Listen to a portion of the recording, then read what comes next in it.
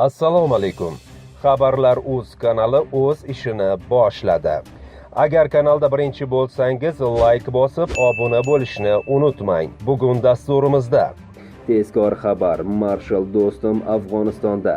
U Tolibonga qarshi 10 ming qo'shin tortib bormoqda. Shavkat Mirziyoyev mard odam, mujik odam. Yulduz Usmonova. Tezkor xabar: marhum Murod Xonto'rayevning shogirdi Elbek Rahimov o'ldirildi. 6 kishi qamoqqa olingan. O'zbekiston prezidenti Shavkat Mirziyoyev internet tarmog'ini kuzatadi. Xushxabar: 1-sentyabrdan O'zbekistonda ish haqi, pensiyalar, stipendiyalar va nafaqalar oshiriladi.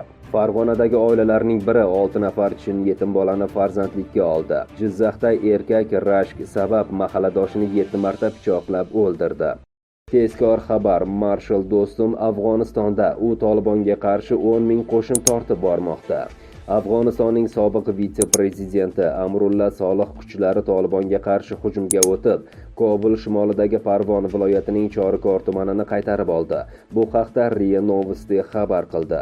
Hozirda janglar Panjsher tumanida davom etmoqda, deb ta'kidlagan agentlik manbasi. Qayd etilishicha, ayni paytda Afg'oniston armiyasining 10 ming shaxsiy tarkibi general Abdulrashid Do'stum boshchiligida mintaqaga yo'l olgan. Chorikor orqali Kobulni Afg'oniston shimolidagi eng yirik shahar Mozori Sharif bilan bog'lovchi strategik ahamiyatga ega avtomobil yo'li o'tgan. Shavkat Mirziyoyev: mard odam, mujik odam. Yulduz Usmonova.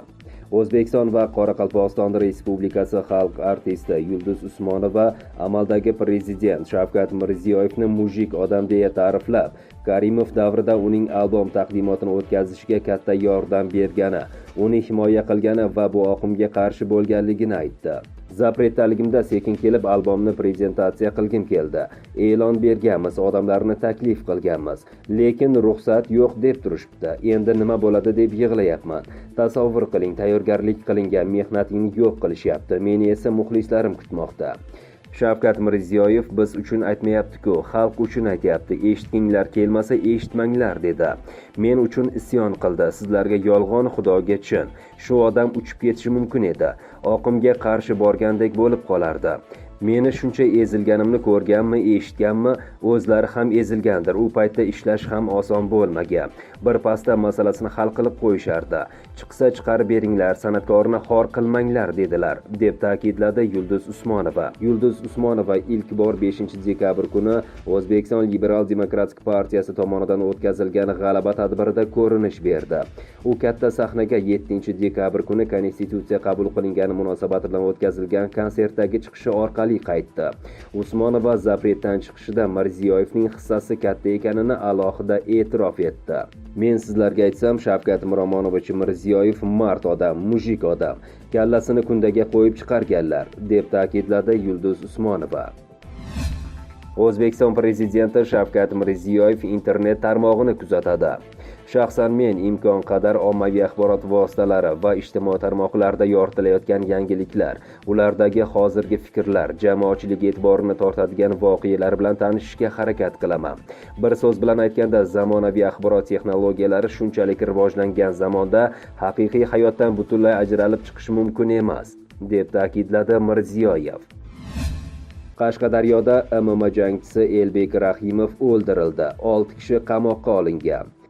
Ijtimoiy tarmoqlarda Qashqadaryoda sport ustasi marhum Murod Xonto'rayevning shogirdi deb aytilayotgan Elbek Rahimov o'ldirib ketilganligi haqida video xabar tarqaldi. Videoda bir guruh shaxslar boshqa bir fuqaroni kaltaklab mashinaga o'tkazib ketganini ko'rish mumkin. O'zbekiston Bosh prokuraturasi holat yuzasidan rasmiy ma'lumot berib, qotillik yuz berganligini tasdiqladi. Qayd etilishicha, mazkur holat yuzasidan Jinoyat kodeksining 97-moddasi bilan jinoyat ishi qo'zg'atilgan. Jinoyat ishi doirasida 7 nafar shaxs gumonlanuvchi tariqasida jalb qilinib, ulardan 6 nafari protsessual tartibda ushlangan. Hozirda tergov harakatlari olib borilmoqda. Xushxabar: 1-sentyabrdan O'zbekistonda ish haqi, pensiyalar, stipendiyalar va nafaqalar oshadi. Prezidentning tegishli farmoniga asosan 2021 yilning 1-sentyabridan boshlab byudjet tashkilotlari xodimlarining ish haqi, pensiyalar, stipendiyalar va nafaqalar miqdori 1,1 barobarga oshiriladi.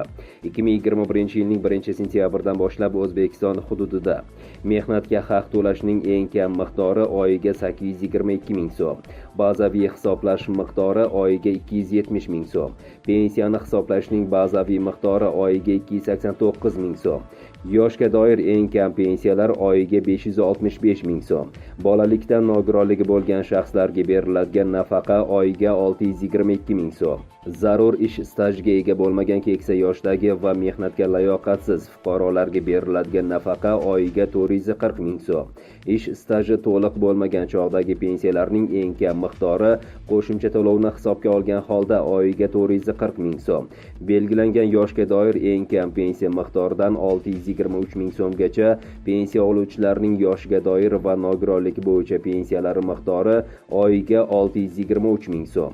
1941-1945 yillardagi urush nogironlari va qatnashchilari, shuningdek fashistlar konslagerlarida voyaga yetmagan sobiq mahbuslari va Leningrad shahri qamal qilingan davrda ishlagan shaxslarning eng kam pensiya miqdori ustamalari inobatga olgan holda oyiga 2 750 ming so'm etib belgilandi.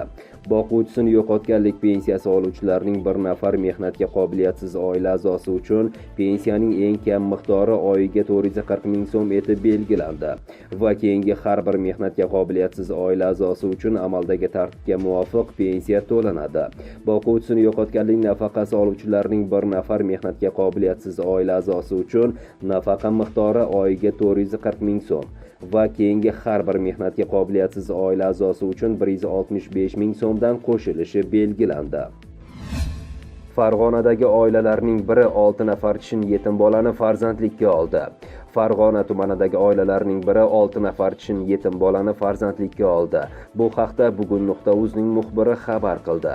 Ma'lum bo'lishicha, tumanning Chekshora mahalla fuqarolar yig'inida istiqomat quruvchi Valiyevlar oilasi Marg'ilon shahridagi 1-Soliy mehribonlik uyidan tegishli tartibda 6 nafar bolani tarbiyaga olish bo'yicha murojaat qilgan.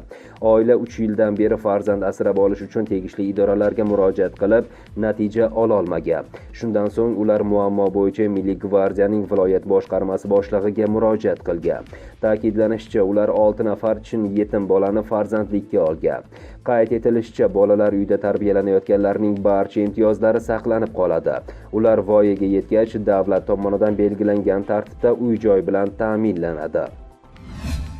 Jizzaxda erkak rashk sabab mahalladoshini 7 marta pichoqlab o'ldirdi.